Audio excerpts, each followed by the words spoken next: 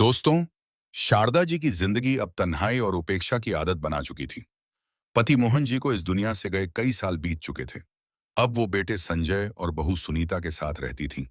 लेकिन ये साथ सिर्फ दिखावे का था, क्योंकि उस घर में शारदा जी के लिए कोई अपनापन नहीं बचा था।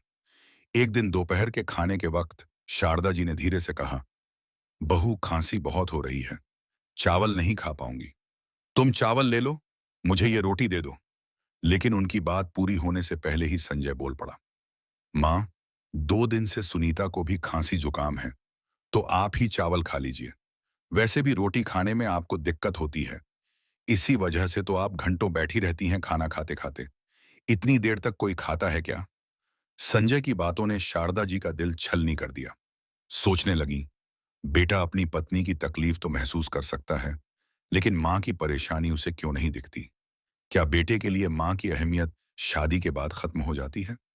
उन्हें अपने पति मोहन जी की याद सताने लगी। मोहन जी ने हमेशा अपनी मां का आदर किया और अपनी पत्नी को भी उसी संस्कार में ढाला था। लेकिन संजय में यह बदलाव कैसे आ गया? चुपचाप उन्होंने दाल खाई और उठ गईं। अगर चावल खा लेती तो खांसी और बढ़ जाती, इसलिए उन्होंने बिना कुछ कहे खाना छोड़ दिया। अब इस घर में उनका ख्याल रखने वाला कोई नहीं था, सिवाय एक के, उनकी सच्ची सहेली सुमित्रा। सुमित्रा और शारदा जी की दोस्ती बहुत पुरानी थी। जब भी पार्क में मिलती, सुमित्रा कुछ ना कुछ उनके लिए लाती और हालचाल जरूर पूछती। इस बार भी जब शारदा जी की तबीयत बिगड़ी, शिपांडी, तो दवाई का इंतजाम सुमित्रा ने ही किया। 2 दिन बाद जब तबीयत थोड़ी सुधरी, तो शारदा जी पार्क में मिलने गई। सुमित्रा ने बातों बातों में कहा, शारदा, इस बार महाकुंभ स्नान के लिए जा रही हूं। आखिर इतने सालों बाद मौका मिला है, चलो ना तुम भी साथ चलो। महाकुंभ का नाम सुनकर शारदा जी के चेहरे पर चमक तो आई, पर फिर बोली, भीड़ बहुत होगी, कैसे जाएंगे? सुमित्रा मुस्कुराते हुए बोली, अरे मैं हूं ना, मेरे बेटे भूखे अच्छे जान पहचान हैं, आराम से स्नान हो जाएगा। शारदा जी ने उदासी से कहा, तुम सचमुच किस्मत वाली हो।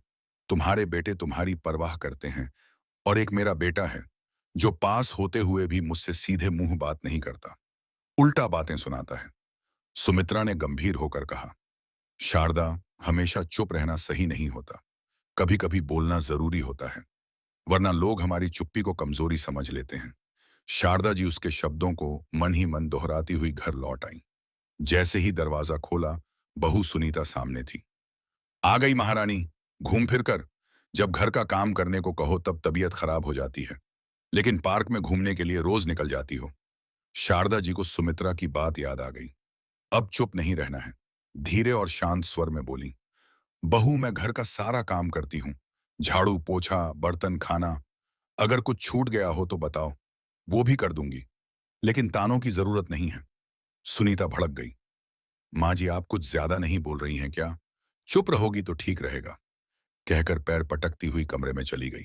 शाम को जब संजय घर लौटा, तो सुनीता ने रोने का नाटक किया। संजय, तुम्हारी माँ ने आज मेरी बहुत बेइज्जती की है।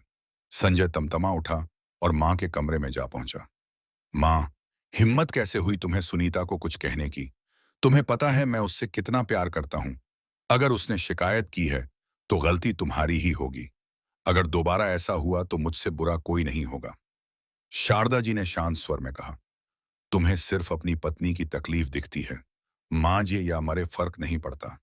ऐसा बेटा होने से अच्छा था कि मेरा कोई बेटा ही न होता। ये सुनकर संजय आग बबूला हो गया और माँ के गाल पर जोर से थप्पड़ जड़ दिया। अपनी औकात में रहो माँ, अगली बार सुनीता के खिलाफ कुछ कहा क्या तो ये थप्पड़ याद रखना। शारदा जी की आंखों से आंसू बहने लगे। कांपती आवाज में बोली, संजय, तूने मेरी परवरिश को लज्जित कर दिया। मां पर हाथ उठाने वाला बेटा कभी कभी सुखी नहीं रहता।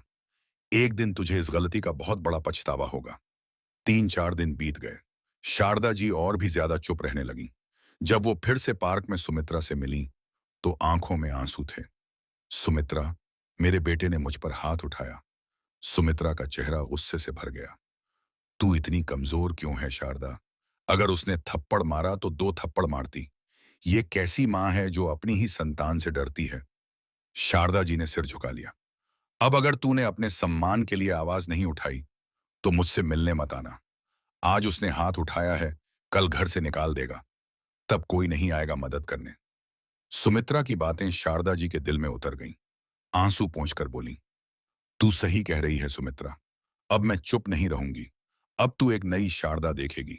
सुमित्रा मुस्कुराई। बस यही बात सुननी थी मुझे। अब शारदा जी के भीतर आत्मसम्मान की नई आग जल चुकी थी। घर लौटते ही उन्होंने अपने जरूरी सामान और गहनों को समेटा और अपने पुराने मित्र रमेश जी को फोन किया, जो वकील थे।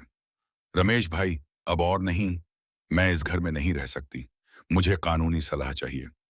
रमेश जी ने कहा, तुरंत आइए, मैं इसके तबाम आइए, मैं आपकी पूरी मदद करूंगा। अगले दिन रमेश जी से मिलकर उन्होंने सारी बातें बताईं। रमेश जी बोले, आप बेटे से गुजारे भत्ते की मांग कर सकती हैं, और अगर उन्होंने आपको मारा है तो पुलिस में शिकायत भी कर सकती हैं। थोड़ा सोचने के बाद शारदा जी ने फैसला लिया, अब और नहीं, मैं बेटे के रहमो करम पर नहीं रहूंगी। घर लौटकर उन्होंने संजय और सुनीता को बुलाया और दृढ़ आवाज में कहा, अब मैं इस घर में नहीं रहूंगी। मैंने एक छोटा सा मकान किराए पर लिया है। अब मैं वहां रहूंगी, अपनी शांति और इज्जत के साथ। संजय और सुनीता सन्न रह गए। माँ, आपको हमसे क्या तकलीफ है? संजय ने बनावटी नरमी से पूछा। शारदा जी मुस्कुराईं। जब तुम पर भरोसा किया, तब तुमने मेरी कदर नहीं की। अब मैं खुद पर भरोसा कर रही हूं। इसके बाद उन्होंने अपना सामान उठाया और बिना पीछे देखे उस घर से निकल गईं। अब उन्होंने एक नए जीवन की शुरुआत की। एक ऐसा जीवन जो उन्होंने खुद चुना था। छोटा सा कमरा, खुली खिड़की, बाहर खुला आसमान। यह उनका अपना था, जहां ताने नहीं थे, अपमान नहीं था, बस सुकून था। वहीं पास के स्कूल में उन्होंने बच्चों को पढ़ाना शुरू किया। बच्चे उनकी बात सुनते, प्यार करते। शारदा जी को फिर से जीने का मकसद मिल गया। एक दिन संजय मिलने आया। बोला, माँ, मैं आपको वापस घर ले जाने आया हूँ। शारदा जी मुस्कुराईं।